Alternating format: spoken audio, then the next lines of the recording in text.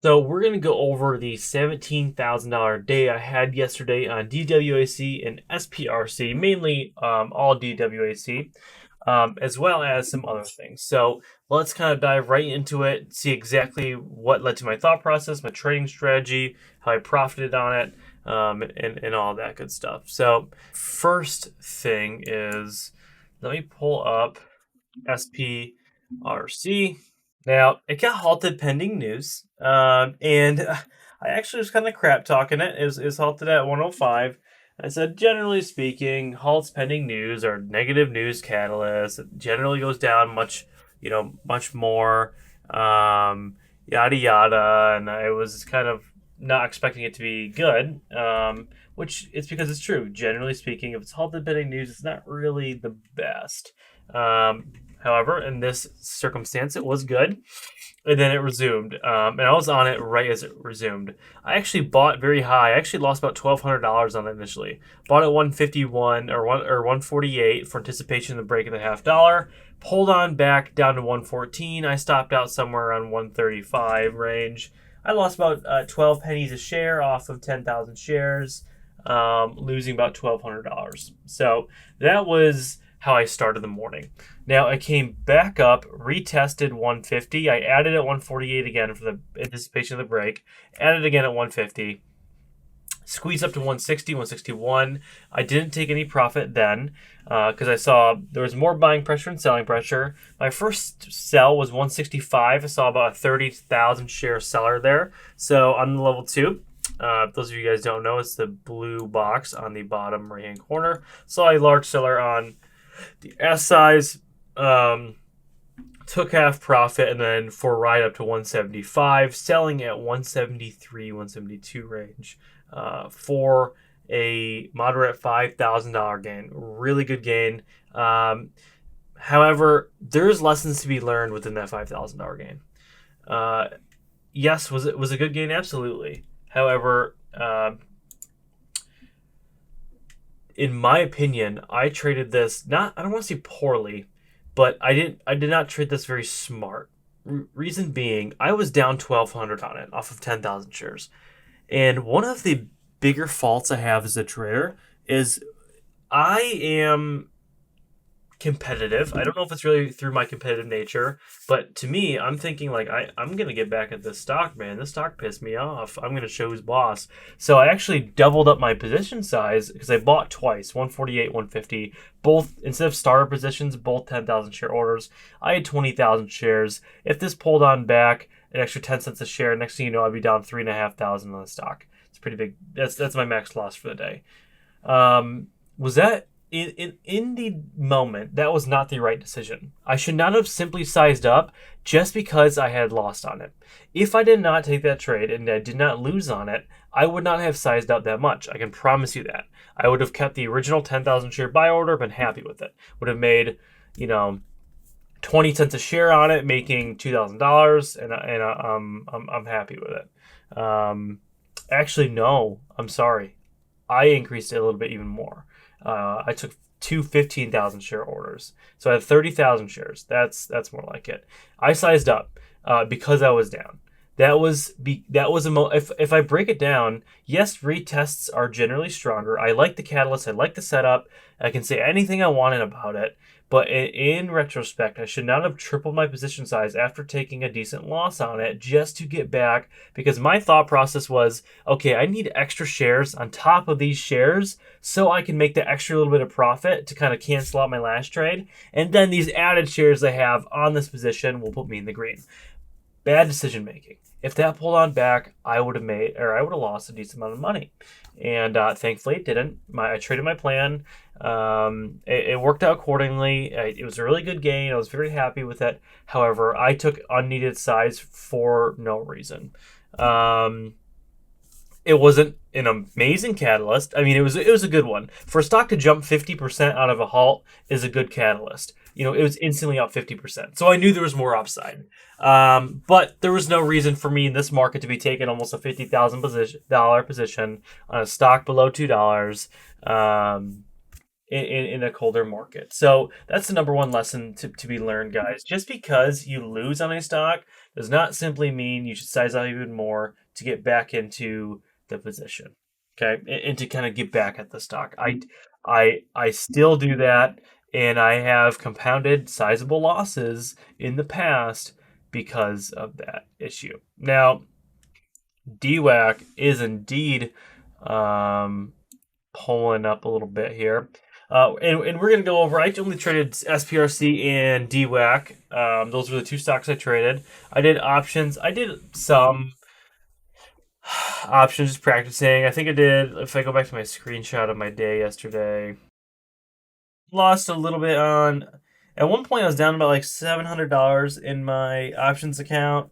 I was the first time ever trying to take an option trade on the phone. I honestly I had the wrong contracts placed on my Thinkorswim or on my phone. It was like a $400, $300 loss because of that reason. I need to do a little bit more research on phone trading. I thought I knew. I thought I selected the right contract. I didn't. I lost like 100 on DWAC or 300 on DWAC, like 100 on SPY, and I think 100 on Tesla or something like that. Just I was trying to, I've been taking some options trades throughout the day to increase my skill set. Just because just for several reasons. One being I need to get immensely better at them before I decide to even consider teaching or calling out, where I plan on entering or exiting on an option. However, so yesterday, going back at it, this is what I saw yesterday. This was, let's see, we got done trading at around 11 a.m. And I don't know if it was Mike or who actually ended up saying they saw DWAC moving back to the upside. I can't quite remember. And when I tell you this was like flashback of exactly what happened last November or October, it looked exactly like it. If you scroll back to last November, its chart, when the SPAC deal went through, I believe it hit $30 to $40 pre-market from $10 to 30 or 40 pre-market, and sold all the way on off down to $13 a share at market open. That it was a massive sell-off from the high of pre-market down to market open, and that's why I honestly didn't look at it until really it was up into the 30s. I think I put my first trade on it, because I don't trade setups like this. I don't like trading stocks that are down a lump sum from the pre-market high for several reasons, and I'm not going to spend the whole group lesson going over it. It literally gave me very vivid flashbacks of, okay, this is a very similar looking setup. Broke through the middle VWAP at around 11 a.m. Went up to 23, pulled on back, and then started climbing again, breaking 23 again. After 23 was a resistance line all day for a drawdown out here. So I knew that $23 break was pretty big. I mean, look how many times it tapped it on the support and resistance level. And then I said, okay, it's game time. It's going to start climbing. And then as it continued its climb, I bought several thousand shares as my confidence level increased to a point where I was very confident it was going to get to pre-market high levels. Because this is what happened on that historic day for me, is it just continued to climb. It continued to climb. Throughout the day. Power hour, it started to rip. After hours, it went parabolic, and then all time after hours kept running. And then it literally ran until 8 p.m. and then at 4 a.m. in the morning EST, when it opened, it kept going. And then at market open, it just was one of the biggest moves I've ever seen. I knew it wasn't going to be anything like that, but I figured if Trump announced it tonight, there'd be some hype around it tomorrow morning. And you guys know I love my politically based catalyst. For example, I made a lot of money on PayPal, and now looking back at it, had I been in the options game then, I would have made a lot more. But is what it is. Made just from a share size, made a 10% gain on a PayPal short. So I love my politically driven catalysts because they're generally very strong and very predictable. And what happened was it started validating this ascending support line. I bought several thousand shares in the 2430, 2440 area, right up in here. When it took high of day right here is when I took a majority of my position. In fact, right at this time, I actually put it on my Instagram because I was so confident. I said this is the same setup as last time. And then I took $25 calls at that same time. I bought 30 calls and then I added another 10 calls as it came back down and retested this old high a day as a support line, this $24 area. So I had 40 $25 calls and I had, let's see, 15 to 2,000, 1,500, 2,000 shares on the stock. And the reason why I took both is because I needed to feel comfortable taking larger option sizes, but I also was very comfortable trading share sizes for a lot of reasons. And I figured if this was going to be a multi-day runner, the last thing I want to do is hold options with my skill level and options overnight. In my opinion, that is not worth the risk for me. I'd rather just trade shares. I can get in and out pre-market with no sweat. And I could actually have some risk management there. Holding options overnight is there's not a ton of risk management you can do. It's just name of the game. And so I held it long. I was very confident in it. And here's what I did, because at one point I was down about 3,500 on the day, after being up about 5K. So I had almost an $8,000 P&L loss. I had a higher risk tolerance for the stock because my reward price targets were so much higher. My price targets were 27 and 28 for the stock, below the high of day or pre-market high of yesterday. Meaning, if I bought at 24 and my price target was 28, or just say 27, and I was looking to make $3 a share, risk to reward ratio, I need to be able to risk at least $1.50 a share. Reason why I do this is because I can give myself more wiggle room on these volatile stocks and not stop out the second I'm in the red when I have such aggressive price targets for the stock. It doesn't make sense to have super aggressive price targets and have a stop loss right below where you bought it. You need to risk a little something if you have those aggressive price targets, or the odds of you stopping out almost immediately are very high. Now, if I had a $25 price target, then my stop loss should have been $24 or $24 or $25, something like that. But I had, some more aggressive price targets because it was the same setup as last time. I like the catalyst, and if any stock was going to run the way this was going to run, it would have been DWAC. Even though I hated the pre-market setup, I didn't mind the intraday setup. It looked like I envisioned a gigantic cup and handle forming, and that's exactly what it did. Now, I held these calls for quite a while, and I made about $6,000. So actually more like $7,000 on the calls, because I was actually in the red at one point on this stock and on some other calls. Then I sold, but my $25 calls I was up about 100% on, almost about 7,500%, and then I started trimming them. Sold 10 here, sold 10 there, and then 3 sets of 10, and then 2 sets of 5. Sound like I'm in the gym. And it was around $27.50, $28 off of this massive run, because I thought the way it was running, the odds of this getting rejected by the pre-market high is very common. Think about what I went over on. The further it has to run to get up to the pre-market high, the higher the odds of it getting rejected by said high. So what I did, I locked in most profit. I let my shares right out. And then, from there, I sold the rest of my options right at close, right before close, around $29.50, locking in the rest of my profit, holding my shares, and I actually sized up a little bit more up here in this push after hours at $29.50. I thought low. and we didn't. It got rejected when it broke below this support line. I stopped out of my shares, losing about an extra $5,000 there. At one point, it's up about 23,000. Yeah, that's it. Those are the two trades I took. Is there any questions on why I took it, how I traded it, where I stopped out, where I locked in profit, anything like that? And by the way, that was my largest options gain I've ever had. My options account is up a decent amount. I like to keep it split to see my performance between momentum trading and options trading.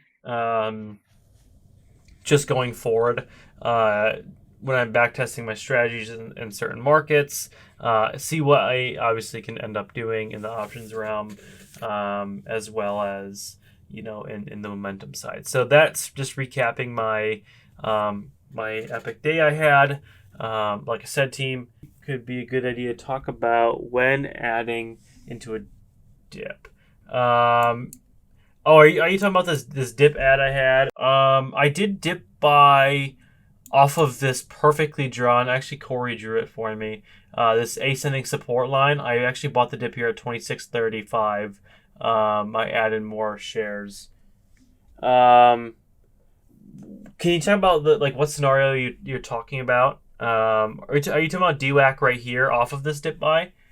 Yeah, so this dip buy at 26.50 or 26.30ish was simply just I let it come into contact with my ascending support line. I figured why not let it test, and then as it printed its first green candle on the 5-minute time frame, I bought because it showed that it was more than likely going to hold up here. And in that case, I added again. Now, dip buys, you need to understand, should not be a majority of your position. Dip buys for me, generally speaking, are 25% of my overall position I intend on taking. So in this example, I had 40 contracts at one point on DWAC. I added 10 contracts off the dip. And I had 2,000 shares. I added an extra 500 shares on said dip. Now, dip buying is good because it can limit or it can decrease your average immensely. Hypothetically, so in this scenario, I added heavily at the $28 breakout spot, but I did add on that 26.30 dip, which made my average go down to the 27.50-ish interval. So hypothetically, if I bought at $28 and then I got rejected, I had a whole $0.50 a share of potential profit I now am more comfortable holding through because I won't be in the red until it hits my average. So yes, dip buying, risky.